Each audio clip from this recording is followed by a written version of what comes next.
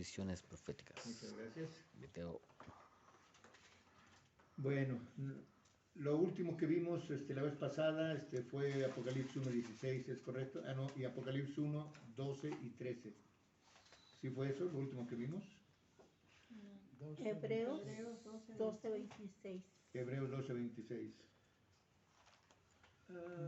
12:26, hasta ahí nos quedamos, sí, muy bien. Bueno, entonces vamos a iniciar. Dice aquí en Apocalipsis 1:16, dice, Juan termina su descripción diciendo, y tenía en su diestra 7 estrellas y de su boca salía una espada aguda de 2 filos y su rostro era como el sol cuando resplandece en el fuego. Apocalipsis 1:16. Con eso termina Juan su descripción diciendo eso, ¿no? Entre los cuales había visto Juan al Señor, entre los sueños o revelaciones, así como el significado de las 7 estrellas que ahora dice Juan haber visto en la diestra del Señor. El mismo Señor más adelante declara su significado. Mas al decir Juan que de la boca del Señor salía una espada aguda de 2 filos, describe aquí la palabra de Dios, el Padre, que brota de los labios del Hijo, o sea, de Jesús, del Hijo muy amado. Bueno, entonces vamos a ver ahora sí, Hebreos 4:12. Hebreos 4:12. Hebreos 4:12. Y conforme vaya yo leyendo, si tiene alguna duda, alguna pregunta, por favor háganla, para modo de ir teniendo un entendimiento cabal de esto. Ahí nos dice que la palabra de Dios es viva y eficaz. Así es. Más Porque cortante. la palabra de Dios es viva y eficaz y más penetrante que toda espada de 2 filos, dice en Hebreos 4:12. Entonces vamos a entender este texto. ¿Cómo sería eso de que la palabra de Dios es viva y eficaz y más penetrante que toda espada de 2 filos? ¿Cómo sería eso? Porque su palabra llega hasta los tétanos.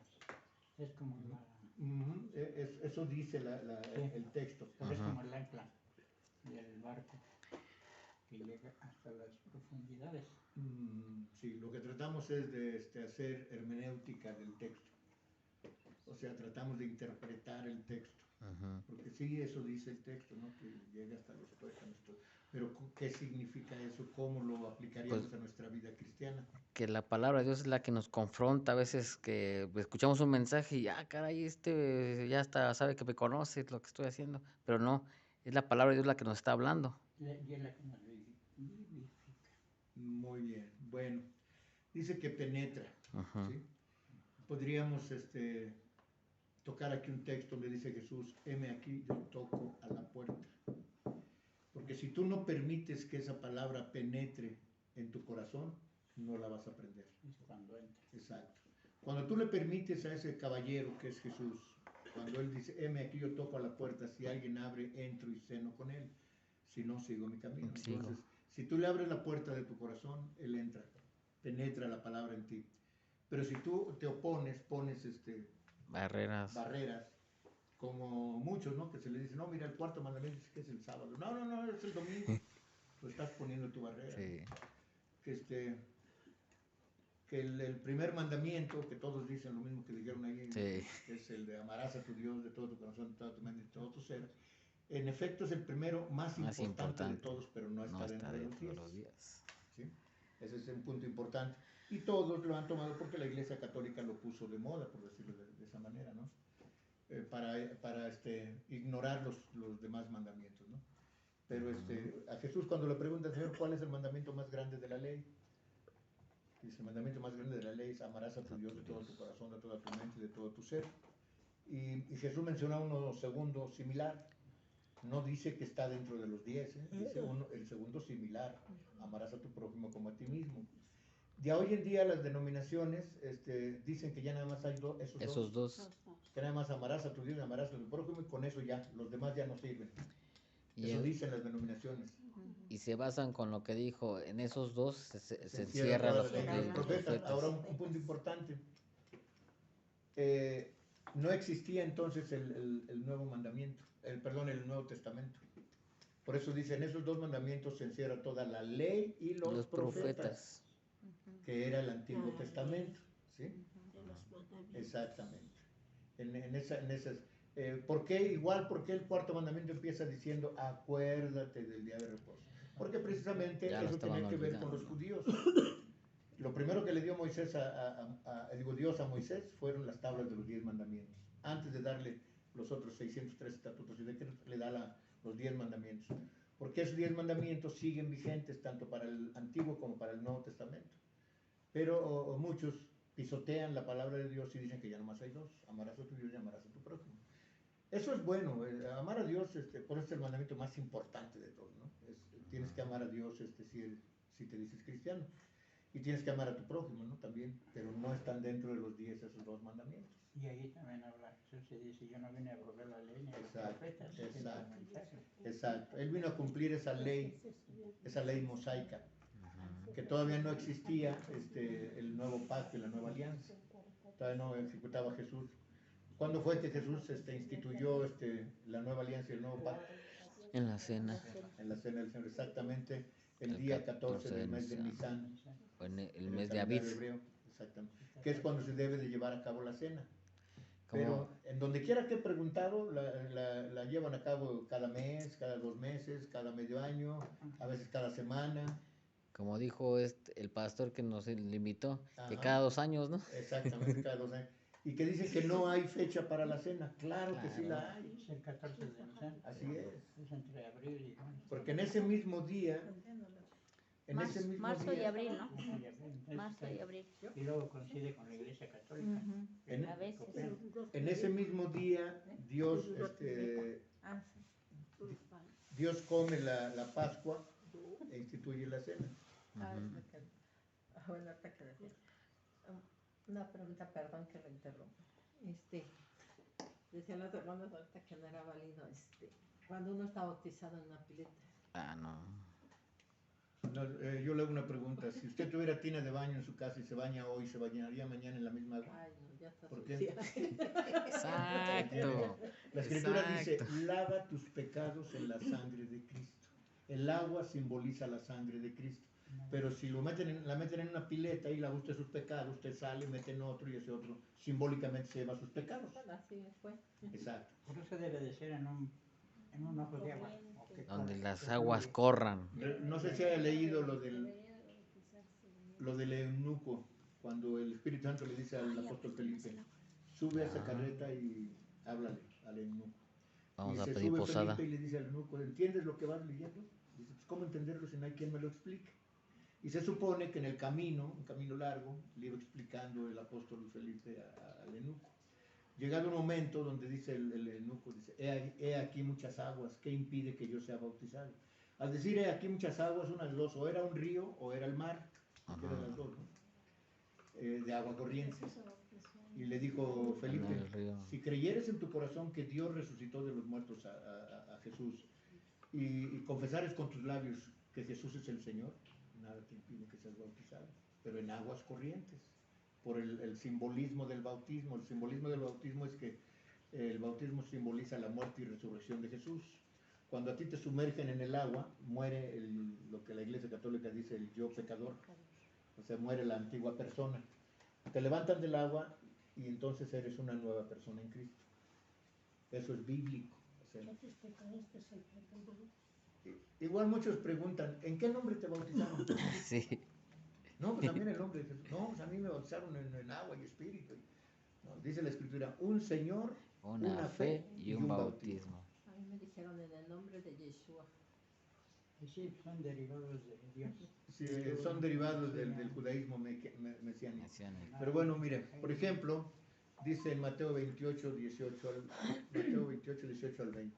Dice Jesús, toda potestad me es dada en el cielo y en la tierra. Por tanto, vayan y hagan discípulos, enseñándoles que retengan lo que yo les enseñé y bautizándolos en el nombre del Padre, del Hijo y del Espíritu Santo para perdón de sus pecados. Ahora, ¿cómo es eso que los bautizamos en esos 3 nombres? Bueno, cuando yo bautizo a alguien, primero se hace una oración y después levanto mi mano derecha en señal de autoridad, y digo, por la autoridad de nuestro Padre Celestial y la guía de su Espíritu Santo, yo como ministro de la iglesia te bautizo en el nombre de Jesucristo para perdón de tus pecados. Rum, lo sumergimos y lo levantamos. O sea, estoy mencionando, primero estoy solicitando la autoridad del Padre Celestial y luego la guía del Espíritu Santo y después con la autoridad que Dios me confiere como ministro, yo te bautizo en el nombre del Padre, del Hijo y del Espíritu Santo para perdón de tus pecados. Eso es bíblico. Bueno, y aquí para bautizarse, ¿qué se requiere? Primero les damos nosotros pláticas prebautismales. Que la está dando los viernes. Los viernes. Aquí hay unas chicas que se quieren bautizar y son creo que 2 o 3. Se quieren bautizar y les estamos dando pláticas Una pileta y bautizan a los que sean. Lo que quieren es llenar la iglesia para que haya, quitarle la lana a las No ovejas. corre, no fluye esa agua. Exacto. Pues no. Sí, pues, Yo cuando antes que venía yo aquí, La Biblia, ¿no? Así lo dice la Biblia, que nació del vientre de María, ¿verdad? Y se hizo carne. Exactamente. Bueno, no, él ya era carne, entiendan eso, por eso la confusión. El que se hizo carne es Dios. Dios adopta el cuerpo de Jesús, por eso dice Juan 1:14. Y ese verbo, ¿quién decimos que era el verbo? Dios. Porque en Juan 1:1 dice, en el principio era el verbo, y el verbo era con Dios, y el verbo Era era Dios. La acción. Entonces ese Dios se hizo carne. O sea, ¿qué quiere decir eso? Tomó el cuerpo de Jesús porque después Jesús lo manifiesta. El Padre mora en mí. ¿Sí? Yo no lo invento, está en la Biblia. Entonces es claro, pero muchos no, ya se quedaron con la idea de que Jesús es Dios y Jesús es Dios y listo. Como igual también ya no mencionan al Mesías, al ungido, al enviado, no, nomás Jesús. Igual que los del judaísmo mesiánico. Yeshua, y ya, ¿no? Y pregúntale los mandamientos si no los conocen. Entonces, ese es el punto, miren, la historia nos narra que al principio fue muy difícil que la iglesia cristiana evangélica se proliferara, o sea, creciera. ¿Por qué? Porque la gran mayoría estaban con la idea del judaísmo. Por eso Pablo reprende a Pedro, porque Pedro quería circuncidar a todos los que se acercaran a Jesús. Y nosotros, el tema que les di, ¿cuándo fue el sábado pasado? La muerte, circuncisión, sí. resurrección de la iglesia. De la iglesia, sí, el sábado. Hace 15 días. ¿y por qué ¿Se circuncidan? Bueno, Era- según los judíos es una ley circuncidarse en el prepucio, ese es el nombre Al octavo correcto día. para el miembro viril del hombre. Lo circuncidan, es una ley de no circuncidarte, no eres judío, o sea, no entras al judaísmo. Pero esa era una circuncisión literal, carnal, para ser judío? para ser judío, para entrar a la religión judía, ¿no? Eso sí está. Aunque no fueras judío en pero muy pocos entraban al judaísmo. Casi no aceptaban a nadie los judíos. Yo conocí un joven que quería hacer eso. Circuncidarse. Bueno, déjame decirle, Sí existe eso, pero... yo no a desde el 2 de mis corazón. hijos los circuncidé antes de que yo fuera cristiano, pero ese es en el aspecto médico, Sí. ¿sí? Porque también hay niños que nacen con el prepucio muy cerrado y eso les impide en primeras. Ese es el punto, no se preparan, no estudian, no investigan, nada. Exactamente. Hablando de Por investigar. eso las ovejas andamos igual. Exactamente. Hay un proverbio que es un dicho aquí en la iglesia de Dios. Dice, tal el pastor, tal la congregación. O sea, si el pastor no estudia, los congregantes no estudian también. Los obreros. Si el pastor no les enseña, los congregantes no saben. Es como ahorita que yo le pregunto, ¿no? Yo cuando llegué a esta iglesia de aquí de ¿Sí? Resucitó a Jesús, ahí estamos hablando de dos, ¿no? No de dos dioses, sino de dos personajes. Que Dios resucitó a Jesús de la muerte y que Jesús es el Señor de la tierra y del cielo también, ¿no? Porque se le dio ese poder. Bueno, continuamos entonces. Leemos ahorita Hebreos, ¿qué? 12, al revés, 4:12. 4:12, muy bien. Pues el Señor siempre ha tenido la palabra del Padre en sus labios, como dice Juan 12, 47 al 50. El Señor siempre ha tenido la palabra del Padre, y aquí nuevamente estamos hablando de dos, el Señor y el Padre, porque también a Jesús se le llama Señor, igual que a Dios se le llama Señor. ¿Sí se acuerdan cuando Jesús le pregunta a sus discípulos, les dice, ¿de quién es hijo el Cristo? Dicen, pues de David. Sí, pero ¿cómo?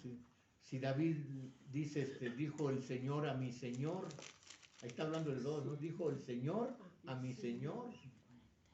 Dice, siéntate a mi derecha hasta que ponga tus enemigos por detrás de tus pies. ¿Cómo? Si le dijo Señor a mi Señor, ¿cómo entonces su hijo? No puede ser. Entonces ahí podemos pensar, bueno, si le dijo, no es hijo de él, es el Señor. Asimismo, a Jesús se le llama Señor, pero también a la misma vez se le llama el Hijo de Dios. En él sí caben esas dos palabras, el Señor y el Hijo a la vez. ¿Sí? ¿Y cuál es la Biblia que debemos de leer? Reina Valera es la que más, Pero de la versión más antigua. Usted, acá dice otra cosa, no dice, bueno, no. ¿En qué texto? En el que leyó primero era el qué? Hebreos. Apocalipsis 1:16. ¿Qué dice? Apocalipsis 1:16. Déjame revisar. No dice qué. Es que usted lo leyó, pero yo también acababa de leerlo cuando se acabó. 1:16 dice, tenía en su diestra 7 estrellas, de su boca salía una espada aguda de 2 filos, y su rostro era como el sol cuando resplandece en su fuerza. Eso leí. El texto, pero para un mejor entendimiento. ¿Sí? O sea, como quien dice, eso se llama hacer hermenéutica del texto. La hermenéutica es la interpretación del texto. El exégesis es la extracción del mensaje. O sea, cuando lees, sacas de ahí el mensaje, se llama exégesis. Cuando tratas de interpretarlo, se llama hermenéutica. Y ya cuando lo predicas, es homilética. ¿Sí? Bueno, entonces vamos a pasar ahora. Dijimos que era que también 12, 47 al 50, ¿verdad? Bueno. Es el Señor ejecutando los planes de Dios Todopoderoso. Nuevamente aquí estamos hablando de dos. Es el Señor ejecutando los planes de Dios, ¿sí? Del Dios Todopoderoso. Si creyéramos en verdad que entonces Jesús es Dios, entonces diríamos, es el Señor ejecutando sus planes, ¿no? Así diría, ¿no? Es el Señor ejecutando sus planes. Pero no dice sus planes, dice, es el Señor ejecutando los planes de Dios, no los propios, ¿verdad? Bueno, ejecutando los planes de Dios Todopoderoso. Y ahora vamos a ver Hechos 17, 30 al 31. Hechos 17, 30 al 31. Apúntenlo nomás y pongan la atención, se los leo. Hechos 17, 30 al 31. Dice, pero Dios, habiendo disimulado los tiempos, o habiendo ignorado los tiempos de esta ignorancia, ahora denuncia a todos los hombres en todos los lugares que se arrepientan, como le decía hace rato a Lili, ¿no? El primer punto es arrepentirse. Que se arrepientan por cuanto ha establecido un día en el cual ha de juzgar al mundo con justicia, por aquel varón al cual determinó, dando fe a todos con haberle resucitado de los muertos. O sea, ¿cómo entendemos ese texto? O sea, Dios va a juzgar al mundo, dice, con justicia por aquel varón, o sea, al que resucitó de los muertos. En este caso, ¿quién es ese varón? Jesús, exactamente. ¿Sí? Al cual, dice, determinó. ¿Cómo lo determinó? Sencillamente le dio todo el poder y la autoridad en el cielo y en la tierra. Determinó dando fe a todos, o sea, dando fe a todos. Esto quiere decir que nosotros tenemos fe, lo que le dijo Felipe al eunuco. Si creyeres en tu corazón que Dios resucitó de los muertos a Jesús, así mismo nosotros, ¿no? Creemos en nuestro corazón, tenemos fe. Dice, con haberle levantado de los muertos. ¿Qué fue ¿Qué texto les dije que era? Hechos 17, 30. Hechos 17, 30, 31. Muy bien. Entonces, cuanto a lo que dice Juan, en Juan 8, 12, dice, y su rostro era como el sol, eso es lo que dice que leí, hermana, y su rostro era como el sol cuando resplandece en su fuerza. Juan está describiendo cómo contempla a su Señor en toda su fuerza y magnitud, pues está viendo a quien ya antes había dicho, yo soy la luz del mundo. Ahorita vamos a ver hasta lo voy a subrayar, no acostumbro porque luego salen las rayas en las copias. En las copias. Pero bueno, vamos a ver, dice que lo vio, dice, vio a su Señor en toda su fuerza y magnitud. ¿Qué quiere decir esto? Pues está viendo a quien ya antes había dicho, yo soy la luz del mundo. Su rostro era como el sol cuando resplandece, o sea, era brillante. Ahora, recordamos no podemos recordar otro momento en que se vio ese resplandor en el rostro de Cristo. Sí, la transfiguración. ¿Perdón? La transfiguración. La transfiguración. No necesariamente. Sí se vio el resplandor no solo de su rostro, ahí sus ropas se convirtieron en blanco. No, pero no era ahí. Otro texto. Cuando se le aparece a Saulo. Exactamente. Lo ciega. Dice ahí que lo ciega porque vio el resplandor de su rostro y lo cegó.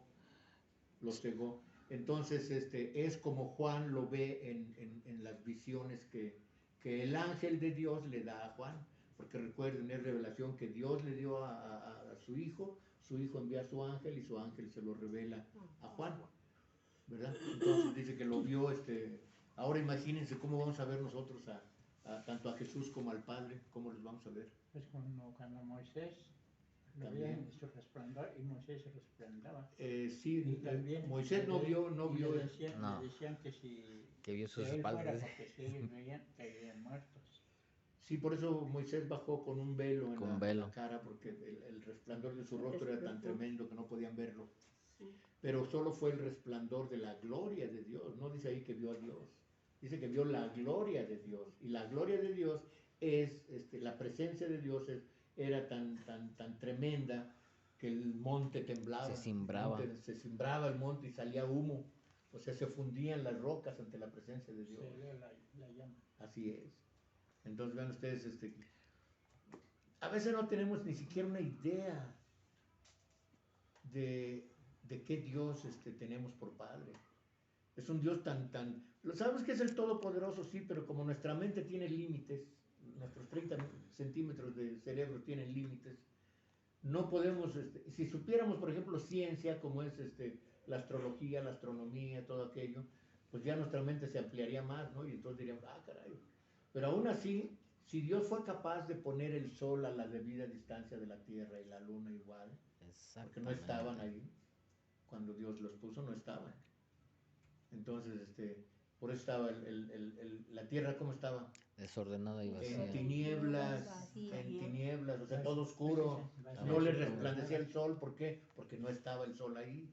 Entonces, eso nos ayuda a pensar, se llama elucubrar, o sea, de cómo sería esto, cómo sería que Dios dijo, hágase la lumbrera mayor y hágase la lumbrera menor. Entonces fue cuando por el poder de Dios se acerca el sol a la distancia. O sea, en otras palabras, crea Dios el sistema solar para el mundo. Porque fue creado el sistema solar exclusivamente para los habitantes de la Tierra. Si estamos a la distancia adecuada del sol, más cerca nos quemamos, más lejos nos congelamos. Entonces Dios creó todo eso y entonces, pensando en eso, imagínense si Dios fue capaz de crear eso y de crear seres humanos pensantes, ¿de qué no será capaz Dios? ¿Sí? Algo maravilloso. Sí, dice, ¿no? Hágase la luz y se hizo, la luz. En el principio todo estaba vacío y desordenado. Así es. Y el Espíritu de Dios se movía sobre Amén. Por eso ese verbo, que entendemos como palabra, dijo, hágase mi hijo en el vientre de María. Por eso ese verbo, que era Dios, es la palabra de Dios, se hizo carne y vino y habitó entre nosotros. Muy bien. Entonces, ¿qué dijimos que era? Juan 8:12. Sí. Muy bien. Entonces ahora vamos a ver Salmo 84:11, dice, a ese ser de quien el salmista dijo, porque sol y escudo es Jehová Dios. 84, 11. Este texto es importante, sol y escudo es a Jehová Dios. Esto me costó mucho tiempo, mucho trabajo antes buscar este texto, cuando expliqué el tema de los 12, ¿se acuerdan? Sí. De ese tema. Sí. Lo que sucedió el año 12, el día 12, a las 12 del día, del mes 12 y a las 12 del día, puros 12. Año 12, mes 12, día 12, a las 12 del día. Y que todos esos 12 nos llevan a otro texto de 12. ¿Cuál es? Apocalipsis 12. 12, exactamente. 12:1. Donde dice, vi a una mujer, no, ¿cómo dice ese texto? Sí, una mujer con 7... Con la luna debajo de sus pies. Ajá. Sí. Bueno, ¿hasta aquí vamos bien? ¿Y el escudo? ¿Cómo? ¿El escudo que dice el sol? ¿El escudo? ¿Cómo? No te entiendo. Una mujer, una señal en el cielo, una mujer vestida del sol con una diadema de 12 estrellas y la luna bajo sus pies. Esa estrella vestida del sol, esa estrella ¿a quién representaba? Más bien esa mujer ¿a quién representaba? Al pueblo de Israel, que venía vestida de sol. Aquí dice la palabra de Dios es como el sol. El sol. O sea, a Israel se le dio la palabra de Dios primero, ¿sí? Y luego dice con la diadema de 12 estrellas, simboliza primeramente las 12 tribus de Israel y luego los 12 apóstoles, porque la luna bajo sus pies, ¿sí? ¿Así dice? Ajá. La luna bajo sus pies representa a la iglesia, porque por ejemplo, estamos hablando del sol y de la luna, ¿no? Sí. Bueno, ¿la luna tiene luz propia? No. Entonces, ¿de dónde recibe la luz? Del sol. Del sol, exactamente. Entonces, ¿de dónde recibimos la palabra? Porque de los judíos viene la salvación y de Jerusalén sale la palabra de Dios. Entonces, de los judíos recibimos la palabra de Dios. Y de ahí entonces el hecho de que esa mujer, la luna bajo sus pies, es la iglesia, pero después dice Dios, he aquí, no, ese es otro. Dice el Señor que el sol se oscurecerá y la luna no dará su resplandor. Quiere decir que entonces ya no habrá palabra de Dios en un tiempo, porque dice aquí yo enviaré hambre a la tierra, pero no hambre de pan ni sed de agua, sino hambre de escuchar mi palabra. Dice, se reunirán los sabios más sabios de la tierra buscando cómo salvarse y Dios va a hacer que no le entiendan. Y eso de que la luna no dará su resplandor quiere decir que la luna, o sea la iglesia, ya no predicará por un tiempo. Sí, ella misma habla de lunas rojas. Bueno, esas son señales, pero estamos hablando del simbolismo del sol y la luna, ¿no?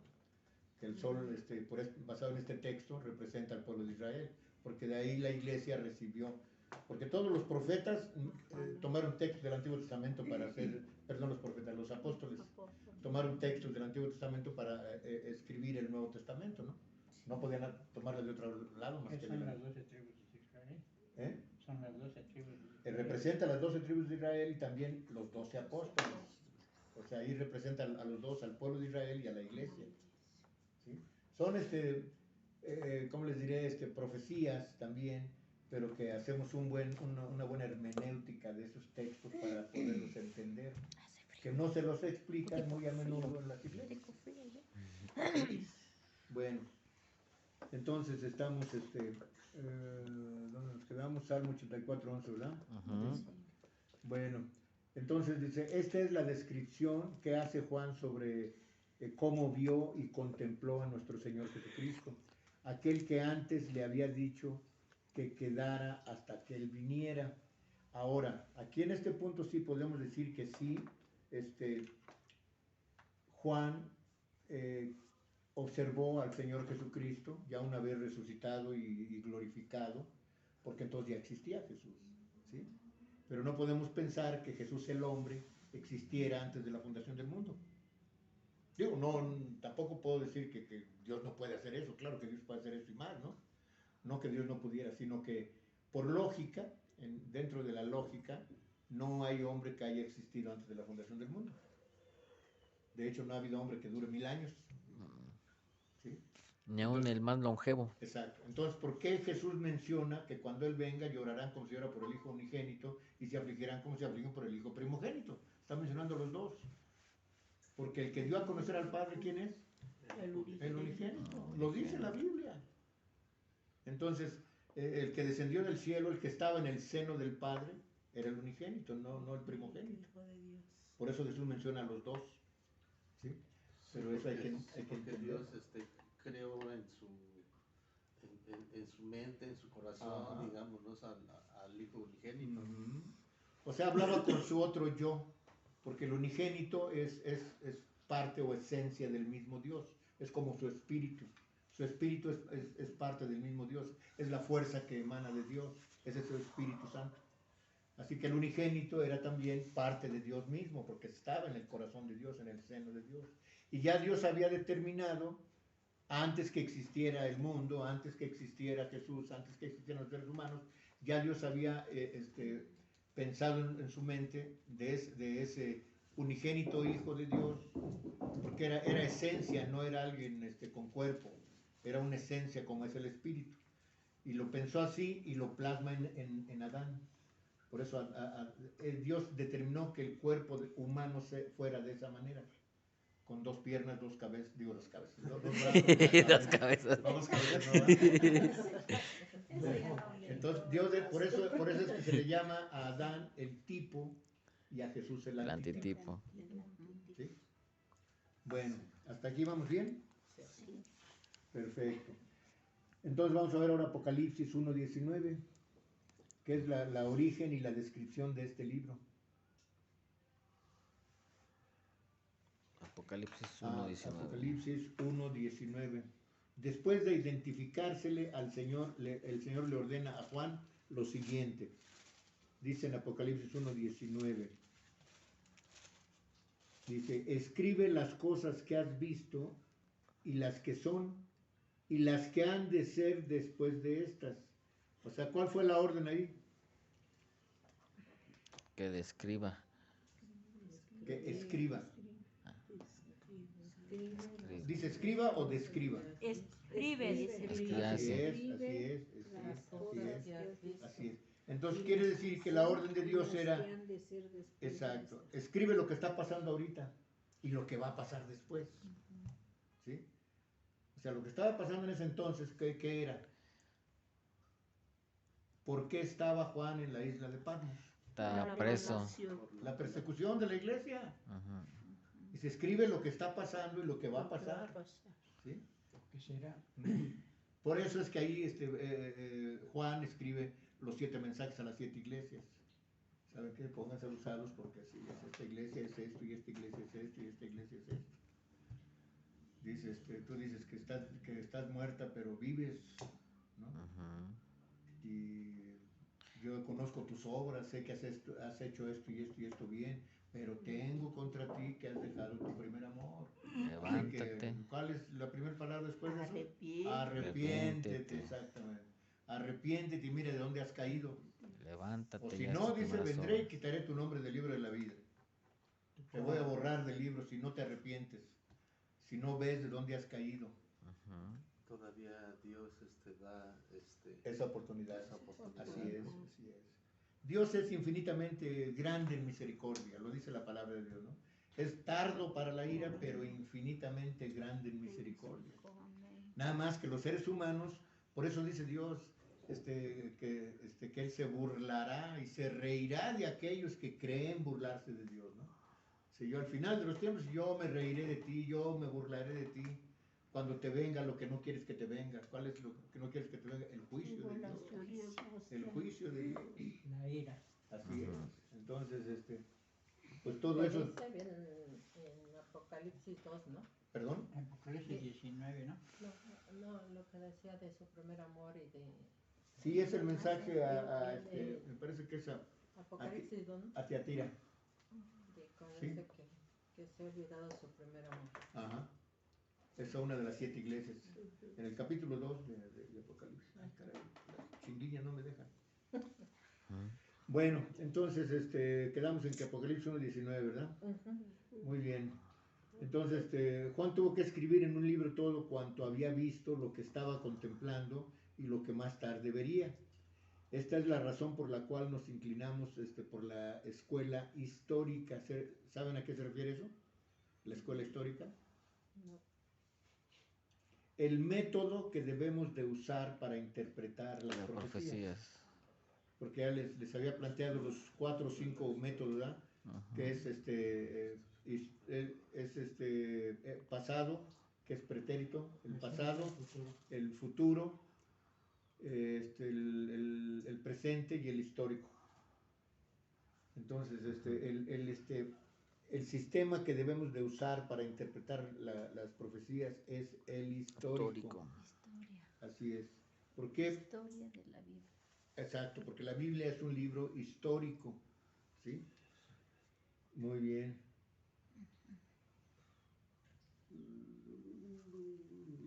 La escuela histórica. Para la interpretación de este maravilloso libro que contiene la descripción de los acontecimientos acaecidos en los días de su escritor, el apóstol Juan, hasta lo que había de acontecer en el futuro inmediato, al tiempo del fin, a gozar la eternidad. O sea, ven ustedes cómo Dios le permite a Jesús tener esa revelación para dársela a su ángel y su ángel a Juan, para que pudiéramos entender nosotros lo que viene. Esto debería de generar en nosotros, como dice Pedro, si todo esto va a ser pasado por fuego en el día del juicio, ¿cómo no deben ustedes andar en santa y piadosa manera de vivir? O sea, en otras palabras, entrar en el ámbito de la santidad. Pero la santidad brilla por su ausencia en las congregaciones. Porque nuevamente no es que no queramos, porque a veces no es que no quieras, es que no puedes a veces deshacerte del viejo hombre, de la vieja mujer, de como eras antes. Tienes que mocharle, así como se le mocha el ombligo a un niño para que ya no dependa de la madre, del estómago de la madre, así tenemos que mocharnos el ombligo, de ya no depender del mundo, de las tradiciones y costumbres del mundo. Porque precisamente ahí es donde entramos en el ámbito espiritual, porque las cosas se deben de interpretar como espiritualmente. No interpretarlas. Ya no estamos en el mundo, ya no somos del mundo, ya no debemos de basarnos en los asuntos del mundo. Solo hay que estar atentos con lo que ocurre en el mundo. Que por cierto, les paso la noticia, ya volvieron a meter, creo, la ley esta de que van a prohibir las predicaciones por internet y van a inclusive van a multar o a encarcelar a los que salgan a predicar a las calles. Ya lo había escuchado. Entonces, esto pues dice Juan que 1:9 o no, ¿cuál es? ¿Cuál? ¿Qué es lo que fue? Eclesiastés 1:9. ¿Qué es lo que fue? Lo mismo que será. Lo que pasó. No hay nada oculto bajo el sol. No hay nada nuevo bajo el sol, o sea que si la iglesia fue perseguida, volverá a ser perseguida. La pregunta es, ¿estaríamos preparados para eso? Esa es la pregunta. Y no me refiero a preparados guardando comida y no, buscando un búnker en el suelo. No. Preparados espiritualmente. Por eso dice la Escritura, ojalá y sean dignos de estar de pie delante del Cordero cuando Él venga. Y no nos alejemos avergonzados como Adán y Eva, que se avergonzaron ante Dios, ¿no? Entonces, ojalá y sean dignos de estar de pie delante del Cordero. Y todo eso que, bueno, como dice usted también en el Facebook, que se viene lo de la biométrica. La ID biométrica, o sea, la identificación biométrica. Ajá. Y eso sí es verdad. Claro que es verdad. Y si nosotros no lo ponemos... Bueno, usted está en su derecho de hacerlo o no hacerlo, pero, fíjese bien, todo es control, esto se los vengo diciendo desde hace 10 años allá arriba, ¿no? Desde hace 10 años les vengo hablando de esto. El control va a ser de tal manera que si usted no tiene su identificación biométrica, usted no va a poder acceder a ningún asunto público ni federal. Ni con No. Por lo pronto no va a poder usted Pon la mesa. abordar un avión, no va a poder usted entrar a un lugar público, inclusive a lo mejor hasta ni abordar un camión, ¿verdad? Entonces ya lo de comprar y vender